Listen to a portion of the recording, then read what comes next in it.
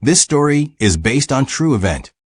Deep inside the ancient forests of Vermont, far beyond where the roads ended and phone signals died, there lay a place erased from every map, the Tower of Last Echo.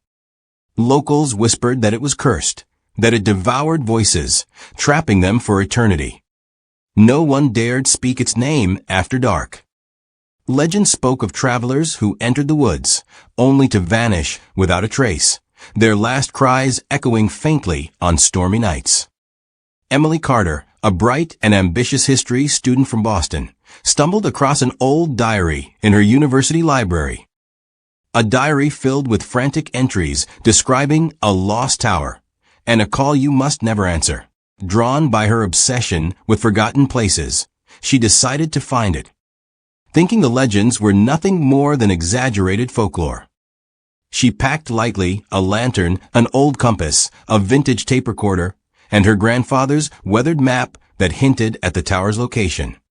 Her journey began at sunrise, but as she delved deeper into the woods, the air thickened, growing heavy and cold.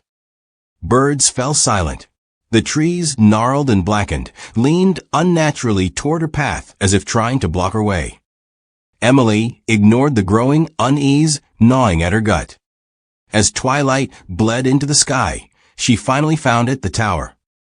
It was crumbling yet imposing, made of black stone that seemed to drink the dying light. Vines wrapped around it like skeletal hands. At its base, scattered across the muddy clearing, lay hundreds of old shoes, boots, sneakers, sandals, some so old they had crumbled into dust. Every shoe faced the tower. Emily shivered. She raised her lantern, casting long, twisted shadows across the clearing. The light flickered violently as a cold gust whispered past her ears, carrying faint voices, crying, laughing, begging. Her compass spun like a mad thing. Her recorder clicked on by itself, hissing static. She tried to leave, but every step she took led her back to the tower. No matter which way she turned, the tower remained dead center, looming larger each time. Suddenly, the bell tolled, a deep, metallic groan from high above. Emily flinched.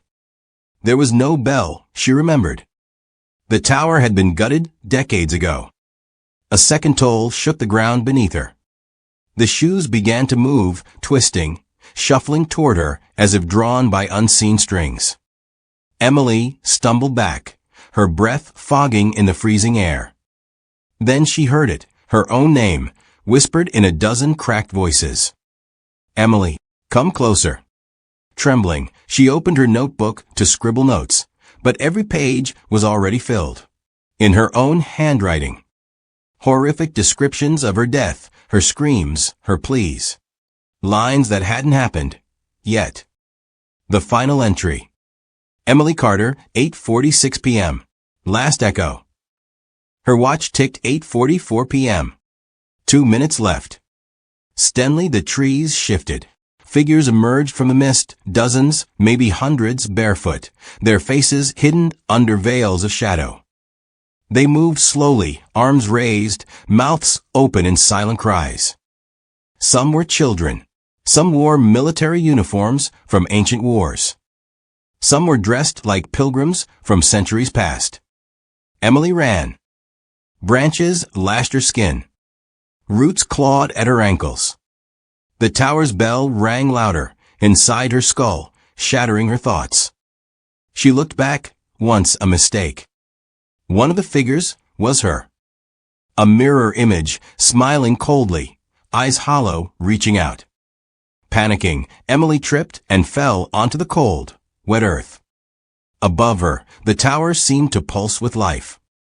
She could feel her heart sinking with the tolling bell, slower, heavier, drowning. Gasping, she crawled toward the tree line, but the fog grew thicker, crushing her lungs. Hands, icy, spectral hands, burst from the ground, grabbing her wrists, her ankles, pulling her down into the earth. 8 hours, 45 minutes, and 30 seconds. She fought. She screamed. No one heard. The mist swallowed her whole. As the clock hit 8:46, the tower's broken bell rang one final time. And in that ringing, a new voice joined the chorus, Emily's.